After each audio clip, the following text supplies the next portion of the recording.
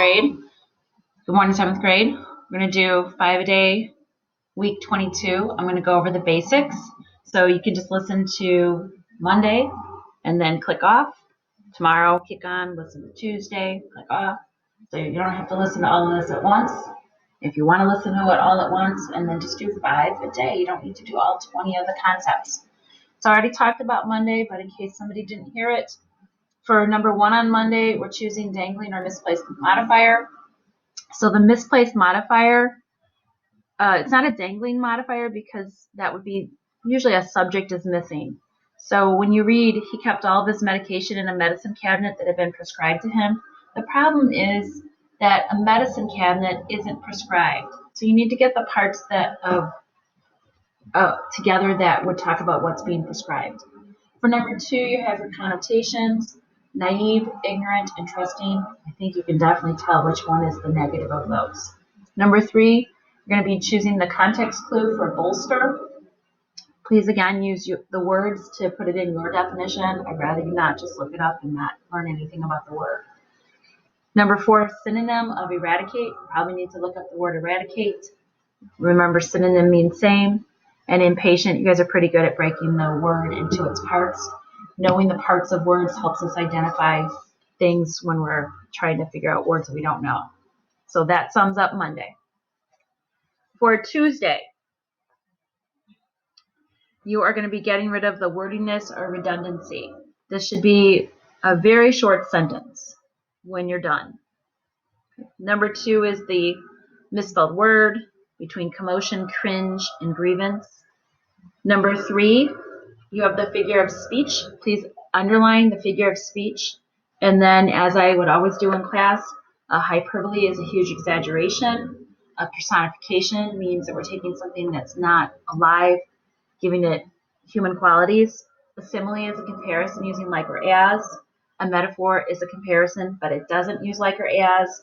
And an idiom is a group of words that doesn't mean exactly what they say.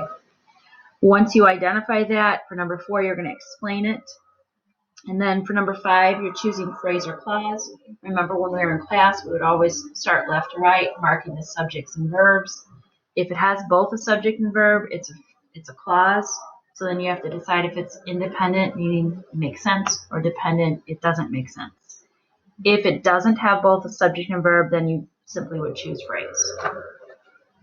That's the end of Tuesday.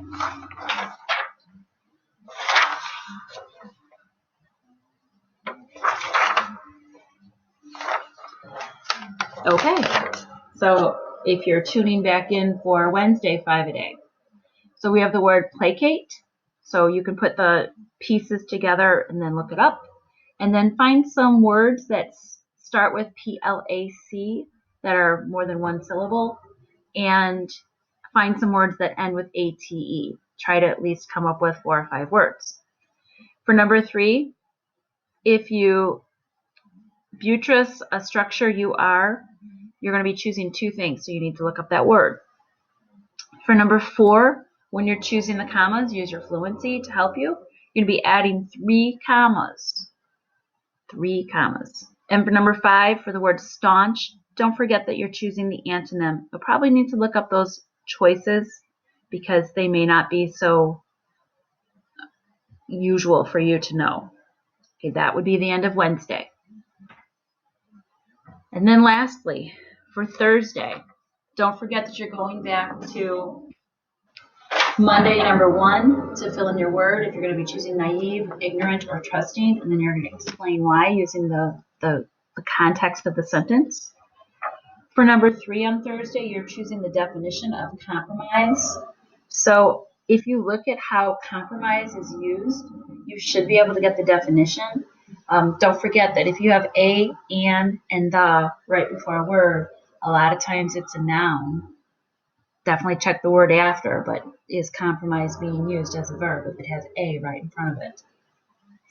And then lastly, you have phone and communication. So don't forget to use the analogy. A phone is used for communication.